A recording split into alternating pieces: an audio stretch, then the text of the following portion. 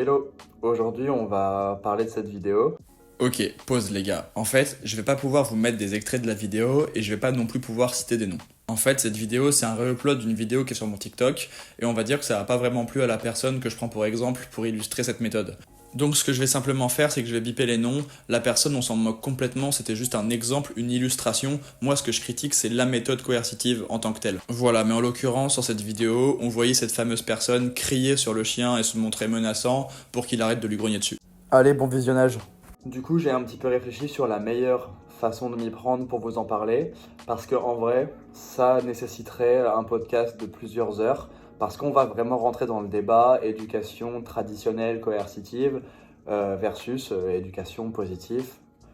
Dans des grandes lignes en tout cas, parce que là la vidéo dont on parle, en vrai on s'en fiche, c'est un extrait, mais il y en a plein d'autres des vidéos comme ça. Le fond du discours, c'est vraiment pourquoi cette méthode d'éducation, elle est à mon sens rétrograde, archaïque, et pourquoi maintenant on a les outils pour faire beaucoup mieux, en tout cas dans le respect du chien.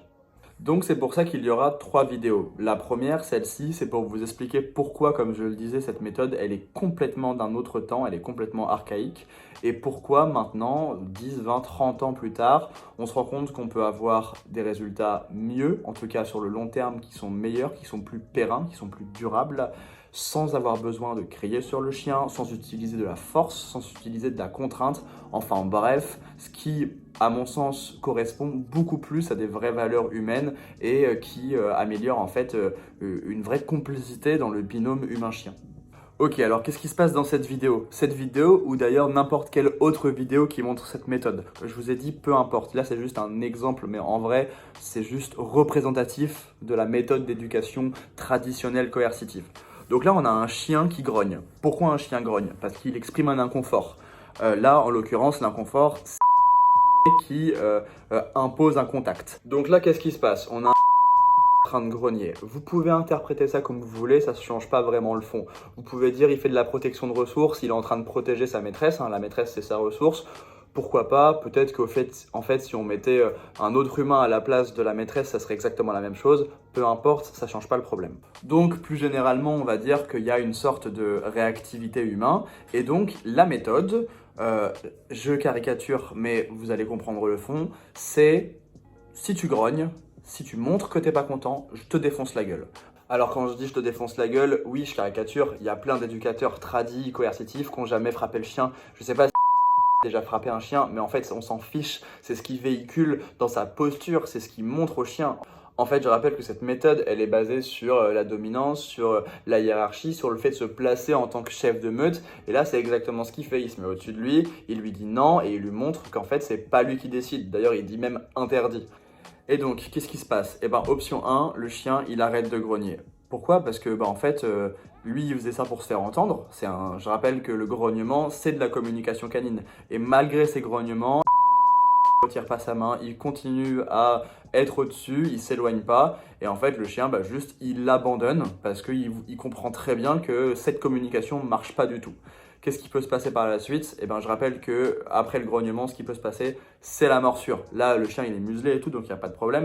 Mais ça ne veut pas dire qu'un jour, il ne déclenchera pas. Ou alors, option 2, on est sur un chien qui a déjà déclenché et qui s'est fait complètement rembarrer, qui s'est fait engueuler, qui s'est fait défoncer et qui du coup ose plus du tout parce qu'il a peur que ça recommence. Ou alors on est sur un chien qui a jamais encore déclenché mais qui est d'une nature un peu plus sensible, un peu plus peureuse en tout cas, craintif on va dire, et qu'ose pas déclencher parce qu'il a trop peur de se faire défoncer. Dans tous les cas, c'est de l'inhibition.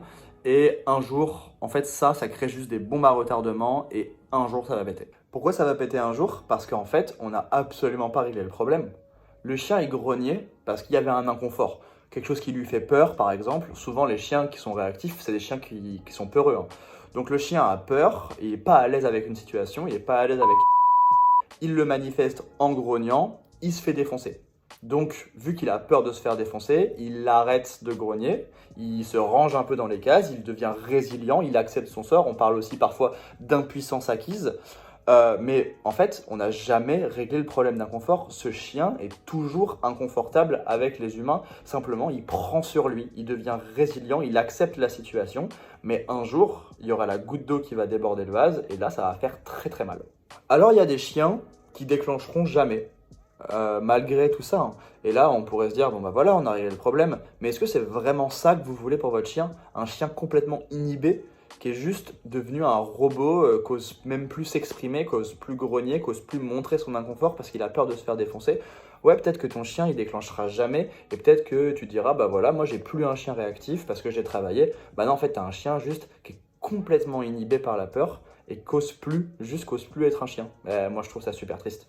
Bon, maintenant je vais me faire un petit peu l'avocat du diable parce que je vois déjà venir des commentaires. Je sais très bien que cette méthode d'éducation se résume pas du tout à crier sur le chien. Je sais très bien que, en plus, certains éducateurs qui sont en tradi ou en coercitif, en plus de punir ce genre de comportement, les grognements, les aboiements, la réactivité, font du renforcement positif, renforcent quand ça se passe très bien, essayent quand même de construire une belle relation avec le chien. Attention, j'ai jamais dit le contraire. Mais est-ce que c'est vraiment ce que vous voulez pour votre chien? Moi, je vais vous montrer que vous n'êtes même pas obligé de punir ce genre de comportement et que vous pouvez avoir des résultats bien plus pérennes et bien plus durables sans jamais avoir besoin d'utiliser la force, la contrainte ou la peur. Et enfin, moi, je vais poser une autre question. Est-ce que c'est pas simplement être juste? Parce que moi, je vous rappelle que les chiens réactifs, ils sont souvent réactifs pour deux raisons. La première, c'est la frustration. Et dans ce cas-là, c'est pas cool de punir. Non, on va plutôt lui apprendre à bien gérer ses émotions. Et la deuxième raison, et c'est souvent celle-là, les chiens sont réactifs par peur, par manque de confiance en eux. Et ils réagissent souvent par peur. Et dans ces cas-là, c'est complètement immoral et complètement injuste de punir un chien qui a déjà peur. Et en plus, quand vous faites ça, vous faites souvent pire. Imaginez un chien qui a peur et qui donc réagit par peur. Si en plus vous venez rajouter une punition, si vous venez rajouter un coup de collier, un coup de laisse, si vous rajoutez du coercitif à une peur existence, eh ben vous allez faire pire que mieux.